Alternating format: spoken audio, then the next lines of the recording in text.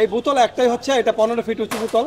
এই শহীদ মুগ্ধের পানির বোতলকেও আমরা রেলিতে নিয়ে যাওয়ার পরিকল্পনা করেছি। কি কি দেখলেন এবং এই বোতলটা সম্পর্কে একটু বলবেন? হ্যাঁ, এই বোতলটা বুঝলাম যে জুলাই আন্দোলনের মনে হয় নির্মুগ্ধে পানি চাই পানি, ওইটার আদলে হয়তো বা করা হয়েছে।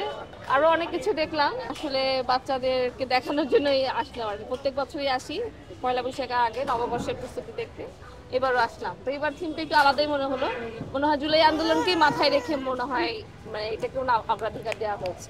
এখানে আমার অনেক ভালো লেগেছে, সব থেকে ভালো লেগেছে যে এই মাছটা পুরো সত্যিকারের মতন। আর অনেক কিছু আছে এখানে, সব আমার ভালো লাগছে। তো সব থেকে আমার মাছ ভালো লাগছে, মাছ পুরো সত্যিকারের মতন। তুমি কি মাছ খাও? না, তাহলে ভালো লাগলো কেন?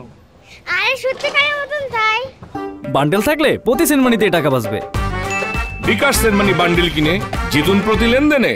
আমরা এবারের পহেলা বৈশাখে অন্যান্য মোটিভের পাশাপাশি এই শহীদ মুগ্ধের পানির বোতলকেও আমরা রেলিতে নিয়ে যাওয়ার পরিকল্পনা করেছি, এবং আমরা যদি কাজটি সম্পন্ন করতে পারি সঠিক সময়ের মধ্যে তাহলে নিয়ে যাব। এটা আমরা শুরু করেছি আজ থেকে প্রায় 10-12 দিন হয়েছে এই পর্যন্ত।